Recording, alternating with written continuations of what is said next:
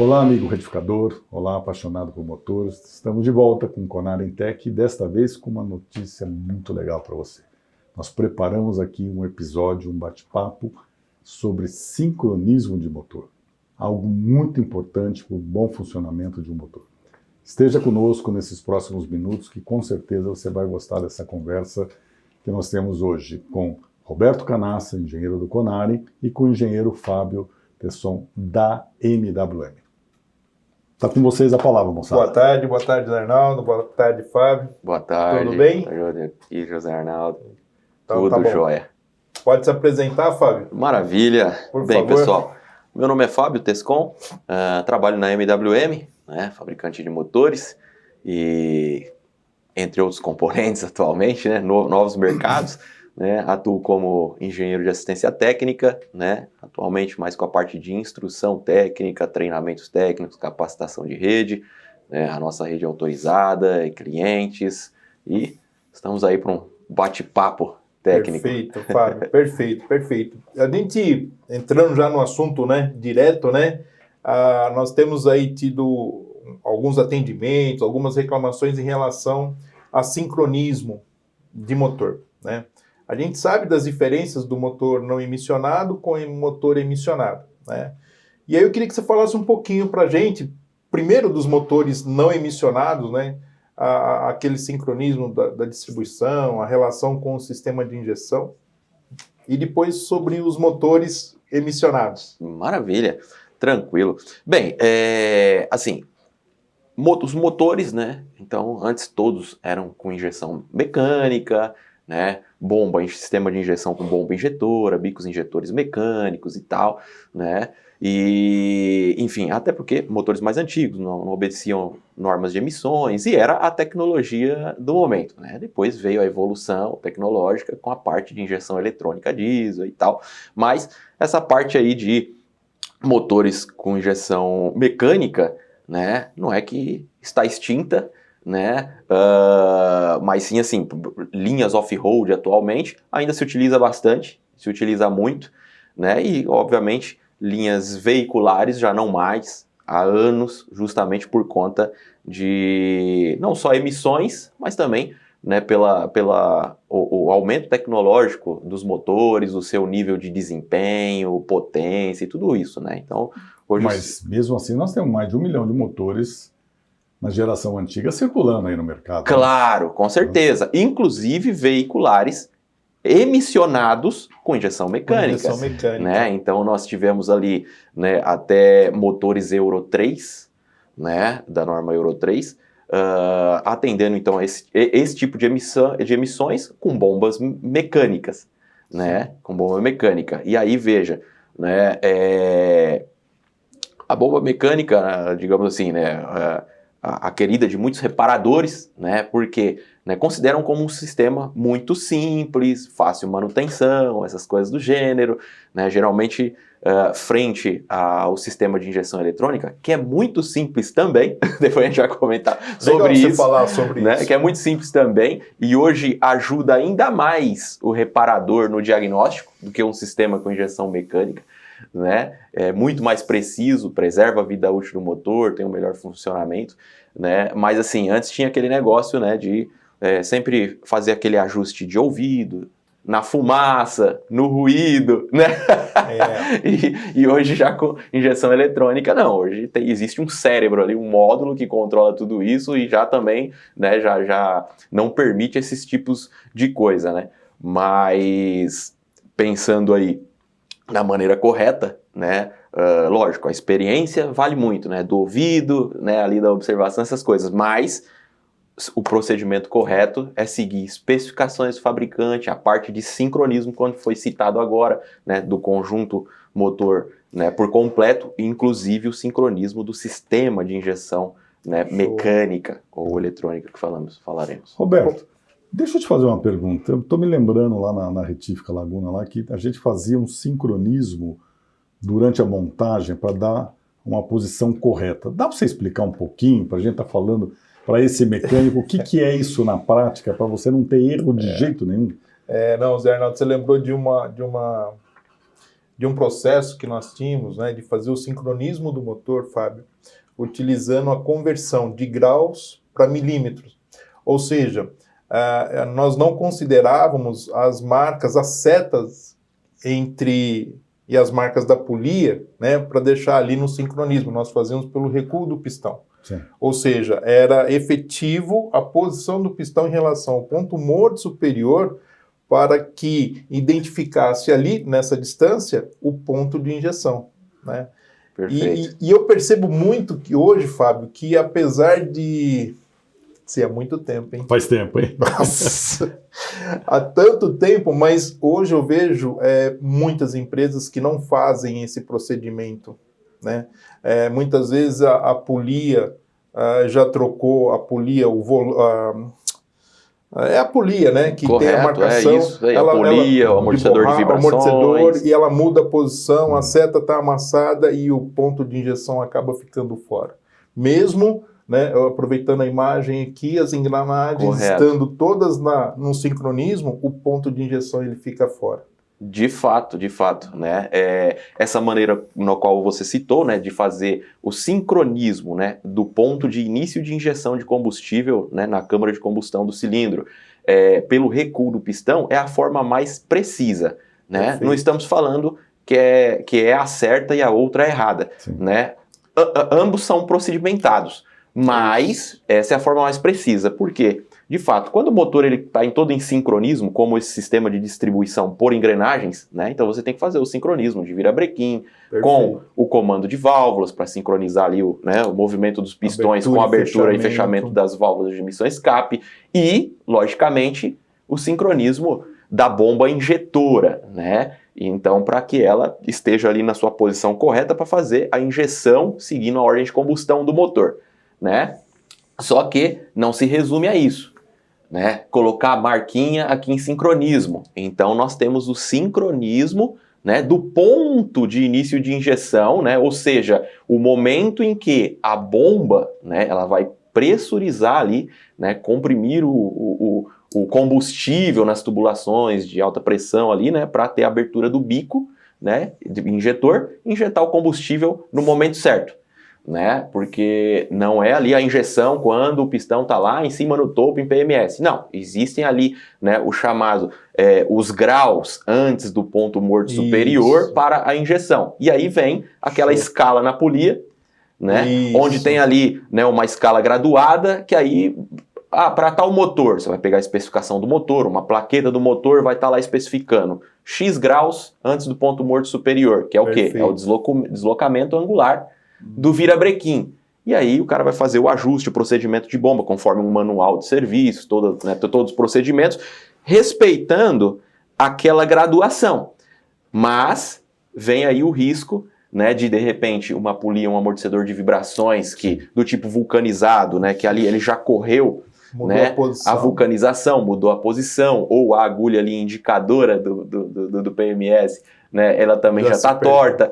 Então, o que acontece? Existe, de fato, uma conversão angular do virabrequim para o deslocamento linear do pistão, né? E aí existe uma tabela de conversão para cada modelo de motor e tudo mais, porque interfere, né? Curso de pistão, tamanho de biela, essas coisas, varia. Então, não é uma digamos assim, uma regra fixa para todos, né? Tem ali a sua formulazinha, isso e aquilo que vai chegar ali na condição de cada motor.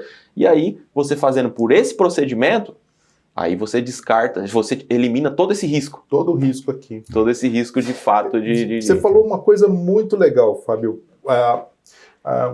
O sincronismo relacionado à pressurização da bomba, que vai pressurizar o encanamento de alta pressão no motor mecânico, né? Isso. E essa pressurização do diesel vence a resistência da mola do bico. Correto. Naquele momento, a pulverização vai ocorrer. Isso. Né? A gente sabe que a cultura anterior, né, existia uma cultura de dar um grau na bomba. Vou alterar 10%, 15% o débito de injeção. Correto. Né? E eu sempre insisti que essa alteração do débito, né, esse aumento no volume do débito, ele pode fazer com que essa pressão gerada pela bomba, com esse volume maior, vai fazer com que o bico abra antes do ponto de injeção, porque essa pressão atingiu um volume, uma tal pressão que ela vai, mesmo o sincronismo estando correto, o pistão foi montado, a bomba foi montada na posição, esse aumento no débito vai fazer com que o tempo de abertura do bico seja maior. Ele fica mais tempo aberto e permanece mais tempo aberto. Ele abre e fecha depois para poder dar vazão àquele óleo, né? Aquele óleo diesel. O caso de fato de alteração do débito é muito comum por aí, né? Quando o cara quer um pouquinho mais, né, de potência, alguma coisa do gênero, ou fazer algum tipo de compensação, de repente o motor já não está ali com o mesmo desempenho, alguma coisa do gênero, né? Aí aquele reparador fala, não, eu vou dar um tapinha na bomba, como você falou, eu vou aumentar um pouquinho o débito. Quando não, dá aquela mexidinha na bomba para dar uma avançadinha, né, no ponto de injeção. E assim, mas empiricamente, né? No ouvido, na fumaça, no ruído, como eu comentei no começo, né? E o débito é a mesma coisa, é empírico, porque a bomba ela tá toda ajustada, embancada pelo sistemista, fabricante, né? Dentro de todas as condições, né? De trabalho, de volume de injeção, de combustível e tudo mais. Né? Uma vez que se mexe nisso, você tirou a bomba das suas condições originais, do seu ajuste. Não é uma só, né? Não é uma calibração. Você tem um conjunto de calibrações. Correto. E o débito é um desses pontos, que quando se mexe no débito, então você alterou, né, essas condições de ajuste da bomba. Então, aumentando o débito, no caso, você vai estar dando um volume maior de combustível. Então, na verdade, quando você dá mais combustível, né, para o motor, você pode, de fato, ter algum ganho de potência, mas... lembra, é tudo um reloginho, né? Quando o motor foi homologado e nas suas condições de curva de torque, potência, emissões, ruído, vibrações, vida útil, né? Tá tudo ali, né, com o seu devido ajuste. Então, quando você vai ali dar um tapinha no ponto ou aumenta o débito, você causou o quê? Um desbalanceamento e tudo isso. Mudou o equilíbrio. Entendeu? Mudou o equilíbrio. Então, ali você, a partir daquele momento, você pode ter, de fato, né, sentir que, eu ganhei um pouquinho mais de força, um pouquinho mais de potência, alguma coisa do gênero, mas com certeza você vai ter também um maior índice de fumaça, né? Mais carbonização. Carbonização de cilindro, de repente pode até trazer um travamento de anéis, aí já começa a ter um desgaste prematuro de camisa, de anéis, essas coisas do gênero, um engripamento, ou um engripamento que seria lavagem de cilindro, a lavagem de cilindro, né? Uma trinca ou furo de pistão, até por conta, né, de térmica, por conta que você está dando mais combustível, as coisas estão enriquecendo a mistura, você mudou, né, no caso a dinâmica câmara, ali, né? Dentro na câmara. Legal, isso, né? Também. Pode ter dilatações excessivas por calor, né, do pistão e agarrar no cilindro, uma série de coisas. Então tem que se tomar muito cuidado, né, com esses tipos de ajustes empíricos e tal, aquele tapinha ali e outro, né? O certo é você, de fato, se tem alguma percepção de perda de desempenho, ou um consumo excessivo, ou uma fumaça, alguma coisa do gênero, né? Não tentar fazer as coisas empiricamente. Confira se o ponto de início de injeção está certo, né? O débito já é um pouco mais complicado, né? Tudo bem, se chegar nesse ponto, você tem que tirar, levar para uma bancada, né, para um sistemista fazer um teste, e aí assim, equalizar a bomba novamente. Porque senão você pode estar colocando todo o motor em risco. Aí você tem diminuição da vida útil, né, entre outros problemas. Um dos problemas que eu vejo, Zé Arnaldo, nas retíficas é que algumas não têm a calibração do sistema de injeção e ele passa a ser terceirizado pelo dono do motor. Né? O que acontece? A retífica monta esse motor com peças novas, qualidade, montagem segundo os padrões, e o sistema de injeção é terceirizado e chega, às vezes, com essa cultura de deixar um pouquinho mais, aí com seus 10, 15, 20% a mais de óleo diesel, e isso vai afetar diretamente o motor. Com certeza. Pode afetar, Fábio? É isso mesmo? É isso mesmo, né? Se você... de novo, nós saímos daquele balanceamento, né? Então, se você enriqueceu a mistura, deu ali seus 10, 15% a mais de combustível, né? Você se tornou a mistura rica, no caso ali, né? E isso pode trazer esses problemas diversos, como a gente acabou de citar aqui, né? Até porque você teria que ter um ajuste, né, da relação ar combustível. Você está dando mais combustível, você precisa de mais ar, né? Porque senão você enriqueceu a mistura, na verdade você tem que fazer uma equalização, né? Então, assim, você acaba desequalizando, né, ali todo o sistema de admissão e alimentação, né, do motor. O papo tá bom, mas eu queria saber agora na nova tecnologia. Na nova tecnologia. Aí é que entra. É aí que Por entra. exemplo, Então, as consequências... Podemos mudar o slide? Pode mudar, eu Vamos acho que ver. vai vir de forma adequada. Isso. Principalmente porque... É isso que eu Aqui, também... aqui ainda é o mecânico, né? Isso aqui, né, é o sistema mecânico onde é composto pela bomba injetora, que está em sincronismo junto com aquele sistema de distribuição, né? E aí, veja que da bomba sai diretamente pelos elementos bombeadores direto para os bicos injetores que estão nos cilindros, né? E aqui não basta só o sincronismo aqui da engrenagem, nas suas devidas marcações e tal, né? Você tem todo aquele procedimento onde você faz o ajuste do início de injeção, né? E aí sim, passando para o próximo, a gente tem a distribuição Vamos ver o próximo, então? do eletrônico. Né? Aqui já é um sistema de distribuição, né, para o motor com sistema de injeção eletrônico, sistema Common Rail, né? Então veja, mesma coisa, tal, todo aqui é só, né, meramente ilustrativo aqui, um dos nossos motores, né, toda a parte de sincronismo de engrenagens e tal, e aqui lembra, no outro nós tínhamos a bomba injetora mecânica, né? Nós temos uma bomba de alta pressão de combustível, ela está assim, né, sendo acionada por todo o trem de engrenagens, porém não existe um sincronismo aqui, ó, porque ela é uma bomba hidráulica, é uma bomba para ela gerar, né, uma alta pressão, né, um fluxo, né, um alto fluxo no sistema, que aí consequentemente você vai ter uma pressão, né, gerada no sistema, né? Então aqui ela não tem esse sincronismo, né, mas aí vem, mas se não tem o sincronismo, quem faz esse sincronismo, né, para ter assim a sua ordem de injeção certinha em todos os cilindros, né? Aí seria o sistema de gerenciamento eletrônico. Então vamos, né, para o próximo? Para o próximo slide. Né? Aí seria aqui, ó, sistema de gerenciamento eletrônico do motor, né? Que aí é composto por sensores, né? O módulo, que é o cérebro de todo o sistema, né? A ECM ou ECU, né? E os atuadores. Né? Então, os sensores estão em todos os sistemas do motor, né? Inclusive no sistema de sincronismo. Né? Tem 2 sensores responsáveis por ler a posição do comando de válvulas, né? E também a posição do virabrequim e rotação.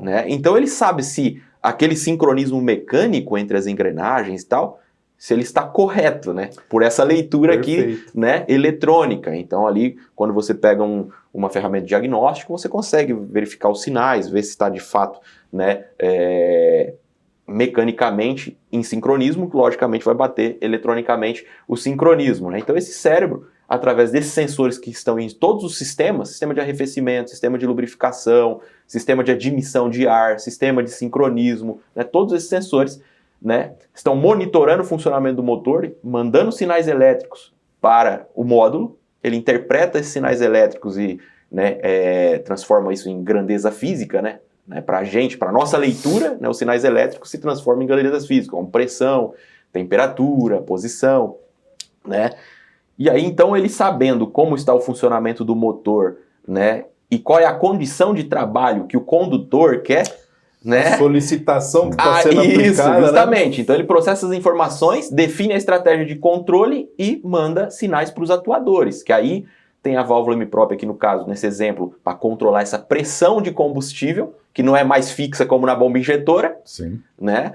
Agora é uma pressão variável, né? Controlado por um atuador. E o injetor eletrônico, né? Tem todo o seu sistema mecânico, mas lógico, com a bobina ali, né? Com solenoide de atuação, né? Que aí vai, né? Ele vai pulsar, ele vai injetar o combustível quando, né, receber o sinal elétrico do sinal do módulo, e aí ele vai ciclar, né? Ele vai injetar na ordem de combustão correta, no cilindro certo, né? Com a quantidade certa, né, o tempo de injeção no caso, e o ponto de início de injeção é esse cara que está fazendo. Não tem mais aquele negócio, né, do tapinha na bomba, joga lá. Não tem mais. Não tem mais. Né? Então, eu estou curioso agora, me veio na cabeça o seguinte, nós saímos de um processo mecânico, correto, técnico, mais bruto, né, e viemos para um processo eletrônico. E você falou muito em sensores espalhados pelo sistema. Isso. Eu pergunto, na prática, né, muitas vezes a gente vê que a oficina mecânica, o próprio retificador, às vezes tem um aprendiz lá na desmontagem. Quer dizer, o primeiro ponto do recém-contratado é a desmontagem. Às vezes, na oficina mecânica, você tem um auxiliar de mecânico ajudando a tirar um motor de um caminhão, de um trator, né? Como é que eles trabalham com sensor? Porque sensor, ao meu ouvido, já diz sensibilidade, né? Já diz alguma coisa frágil, delicada, né? Se eu colocar isso na mão de uma pessoa que não tem o devido conhecimento, ou que tenha, vamos dizer, a mão um pouco mais pesada do que deve, ou não tenha a ferramenta para destravar, né? Provavelmente eu esteja danificando um sensor que não deve ser barato, né? A instrução, velho. É a instrução. É a instrução, né? Nas retíficas a gente percebe que o pior lugar, né, assim, de se trabalhar numa retífica é a desmontagem do motor. Sim. É crítica, né? É um ambiente contaminado, né? Então eles usam os EPIs, perfeito, mas quem está ali não tem uma instrução, em boa parte das vezes, sobre como proceder para desmontar um sensor, desacoplar o cabeamento. Não tem a mínima ideia do que vale da isso. Importância e da que importância é disso, aquele né? componente, aquele Sim. elemento. Né? De fato, isso é um ponto, né, onde, né, quando eu recebo, né, os participantes nos nossos treinamentos, dentro de fábrica e tal, quando eu chego nessa parte de gerenciamento eletrônico, parte de sensores, essas coisas do gênero, é uma coisa que eu abordo, né, e enfatizo, né, sobre o cuidado com esse sistema, né, que muitas vezes o motor, né, com o sistema de injeção eletrônica, o pessoal tem receio de mexer, porque fala, quando mexe sempre dá algum problema, isso e aquilo. Não, é o como mexe. Né? Porque muitas vezes, de fato, pela falta de instrução, alguma coisa do gênero, né? Então, desde, né, quando vai desconectar ali um plug de um conector, né, já vai com uma ferramenta ali, né, em vez de fazer o procedimento certinho de destravar ali o conector, tirar e tudo mais, não, já vai, quebra, muitas vezes a trava, aí depois colocar ali vai dar seu mau contato, né? Ou seja, não na hora de fazer ali também medições de sensores, atuadores com as ferramentas corretas, né? O tipo de manuseio também acaba acarretando danos, né? Então, em vez de usar pontas de provas corretas para cada tipo de sensor, essas coisas do gênero, não. Trabalha geralmente só com a ponta do multímetro, muitas vezes tem conectores ali, terminais, onde não entra, mas aí força, né? Aí depois aquilo fica aberto, dá mau contato, os elementos de vedação dos plugs, dos conectores, chicotes, essas coisas do gênero, estraga, rompe, perde, né? E aí começa a fazer o quê? Por capilaridade, tem entrada de impureza, umidade, aí começa a dar zinabre, oxidação, e aí todo o sistema eletrônico, ele acaba, né, se enchendo de anomalias, mas pelo tipo de manuseio incorreto. Isso. Perfeito. Né, pela falta de cuidado. E isso acarreta diretamente a qualidade, vou chamar de qualidade, as informações que esses sensores transmitem para o módulo. Isso. E o módulo tendo uma informação inadequada, ele vai fazer uma leitura errada. Correto. Totalmente fora de... Porque aqui a gente pode ver até pelas setas, né? Isso é um fluxo, é uma conversa. Né? O módulo ele está, né, mandando uma atenção de referência para os sensores eles respondem com um sinal para o módulo, processa e manda sinais elétricos para os atuadores. Então é essa conversa. Quando você tem algum tipo de dano, né, em chicote, conectores, essas coisas do gênero, você está mudando, né, aí no caso é uma conversa por tensão elétrica, corrente, né, essas coisas do gênero. Então, quando você tem algum ruído nisso, né, quando isso tem alguma alteração, toda essa conversa vira, no caso aí, um telefone sem fio, né? Fala uma coisa, chega outra e ainda informa uma terceira. E aí sim, aí o sistema acaba...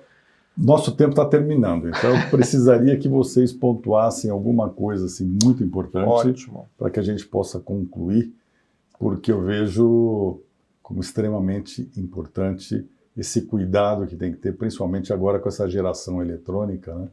Os carros estão cada vez mais sensíveis e a gente precisa ter cada vez profissionais mais bem preparados, né? Zé Arnaldo, você colocou assim, uma limitação de tempo, né? Sim, muito grande. Muito grande, rápida, Mas né? respeitando você. Não, com certeza. Pessoal, eu só queria tirar uma dúvida, aliás, né, com relação, esse sistema utiliza o Common Rail. Correto. Né? Ele tem uma válvula de segurança. Isso, tem uma válvula de segurança no Common Rail, No né? No Common tubo Rail. distribuidor. É correto retirar essa válvula, por exemplo, durante a retificação do motor, que o motor está desmontado, e fazer a limpeza do rail? Se tiver evidência, né, de algum tipo de oxidação, impureza, alguma coisa, né? Porque quando desmontar os tubos de alta pressão, essas coisas, já é possível esse tipo de análise, né? Se tiver algum tipo, né, de impureza, contaminação, se for uma oxidação, a gente já recomenda, né, a substituição, porque a oxidação, né, enfim, ela vai se propagar. Então, é a troca do conjunto todo. Agora, a substituição da válvula de proteção, a válvula de alívio do rail, isso é um procedimento, isso você pode realizar, né, porque de fato ela tem ali sua calibração para manter ali a pressão ideal dentro do sistema, né, abrir quando tiver algum tipo de excesso, uma válvula de segurança. Então a troca dela, quando for fazer uma manutenção geral, né, pode ser realizada. E a contaminação do rail? Ok. Se for constatada essa contaminação, substitui ou limpa? Recomendamos a substituição. Show. Porque muitas vezes, como o diesel ele retém umidade, essa contaminação não é só algo como uma como uma parafina, né? Que com uma simples limpeza vai tirar e tudo mais. Não, ela vem trazendo a umidade que traz a oxidação. E isso não tem como estancar mais. E essa seria uma ação corretiva, porque a preventiva seria a limpeza, a preparação do tanque. Isso, a manutenção preventiva, periódica, de acordo, né, com o plano de manutenção do veículo, do equipamento, né, tudo isso, troca de filtros, tal, aditivação, né, do combustível, né, usando um estabilizador. Então é isso, na verdade aí já estaríamos na corretiva, né? Não é para deixar chegar nesse ponto. Não, com a preventiva, né? Correto. Teria que ser aplicado. Mais alguma coisa? Não. Tá bom. Então eu quero agradecer. Eu que agradeço a oportunidade. Essa presença sua aqui, Fábio, Roberto. Acho que o bate-papo foi muito interessante, foi gostoso. Acho que com certeza a gente trouxe algumas informações complementares para os profissionais, né? Estejam conosco, a gente vem com novos capítulos aí, com novos episódios, com mais novidades, para melhorar o seu trabalho, o seu dia a dia e aumentar a qualidade do seu negócio. Muito obrigado, esteja conosco, compartilhe, dê o seu joinha lá, porque é muito importante para nós que a gente divulgue o máximo possível esse trabalho. Obrigado, gente. Um forte abraço. Obrigado, um abraço. Tchau, um abraço. abraço. Obrigado, Fábio. Obrigado, Zé Arnaldo.